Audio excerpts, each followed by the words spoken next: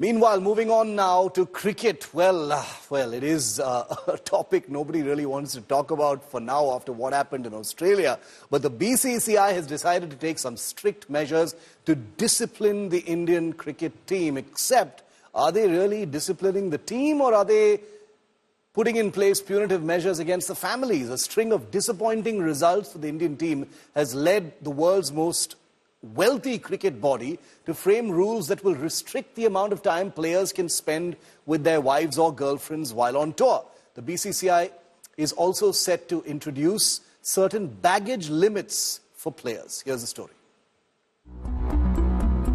It started with ignominy at home as New Zealand clean swept India and later compounded with a 3-1 series defeat down under. Sources tell India Today that the BCCI is unhappy with the latest set of results and will now introduce strict curbs on the men's cricket team. The cricket body will be setting strict rules to limit family time for players when on a tour. If the Indian team is participating in a tournament which is 45 days or longer, families will not be allowed to stay with the players for more than 14 days. If the tour is shorter, the duration may be reduced to 7 days. The BCCI is also clear that wives cannot stay with the players for the entire tournament. Amid reports that there is distrust within the players, it will be made mandatory for players to travel in the team bus. Even Coach Gambhir's personal manager will not be allowed to sit in the VIP box or travel on the team bus and will have to stay in a different hotel. And lastly, if the baggage weighs more than 150 kgs, then the players will be asked to bear the additional cost. The Indian team is under pressure to deliver. The Champions Trophy begins soon and the players will have to pull up their socks before the BCCI gives another rap on the knuckles. Sports Bureau, India Today. Nikhil Naz and Vikrant Gupta both with me to talk about what they think of these notifications that have just come in. Not yet officially notified, but we're hearing that they will be soon from the BCCI. Nikhil, what do you think about these restrictions? Well, Shiv, I don't think it comes as a surprise. These were things that were coming, more so after the poor results, something that you alluded to at the start of this broadcast, both in versus Australia and at home when you were playing against New Zealand. And these were certain reports that were doing the rounds about family traveling, about a few players not traveling alongside the rest of the team. And so these curbs had to come, and I think it's directly related to the performances that the Indian team have had on the field. I think some of it is going to be effective. Some of it was needed, especially for team bonding, where we would like more and more players to travel together. But a few other, I think, is more of a lip service. It is probably to let the world know that they are doing something to ensure that the performances on the field are great or not. So things like probably not allowing the families to be there for the entire duration. Now, how does that help the team perform on the pitch? I think that's a different debate. People might have different opinions. You could take a look at a few other examples in world sport. Has it always been, helpful for the team to perform well? We talk about the T20 World Cup, Shiv, where a lot of families were traveling, but India won. So, as they say, nothing succeeds like success. So, the BCCI had to be seen to be taking certain steps. I'll give you another example. I covered the FIFA World Cup in Qatar, and Lionel Messi, as you know, was the biggest star there.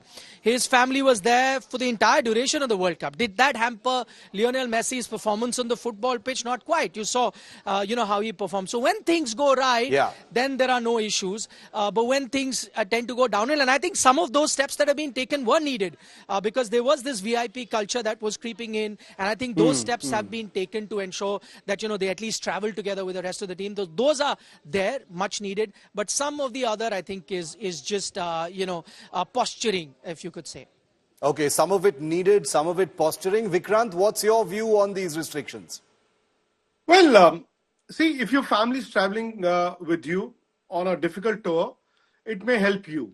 If you're a big player, obviously, you would want to switch off when you come back to the room and you've got your family on your side.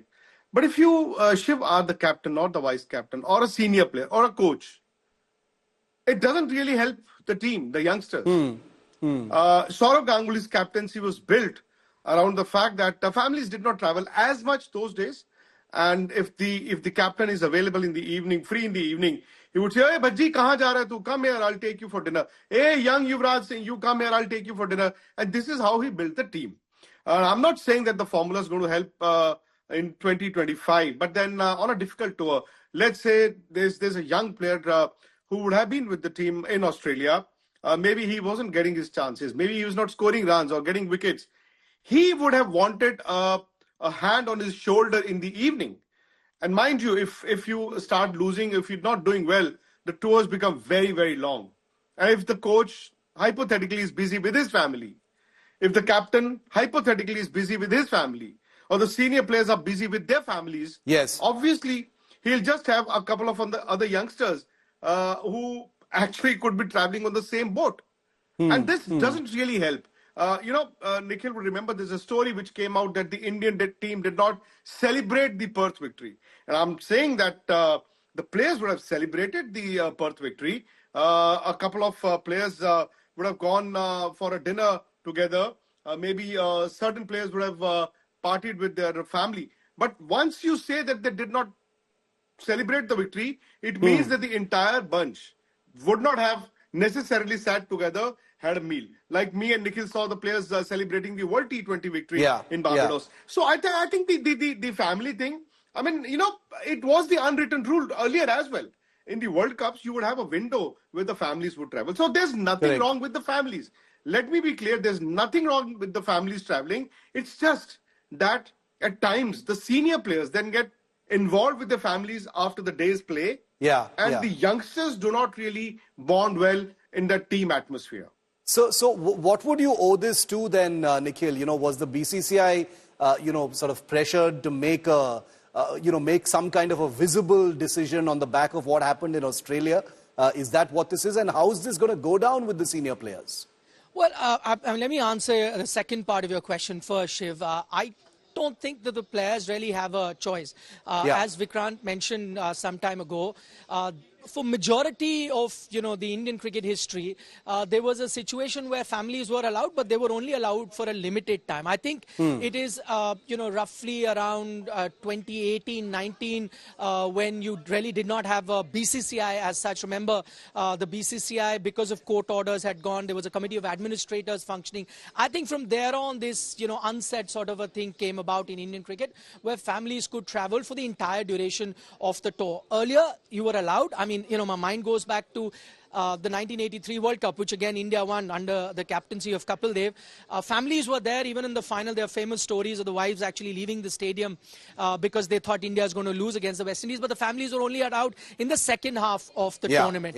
Now, this kind of changed around 2018 when there was no BCCI. And that continued after you had the BCCI administrators reinstated as well. I think there is now a realization that the BCCI really needs to be putting certain rules into place with the players need to be following. And one very important thing to answer your first bit of your question is whether BCCI was pressured or not. Whether this came from within the BCCI or not, that really we can't say with a lot of certainty, but there was a lot of outside pressure.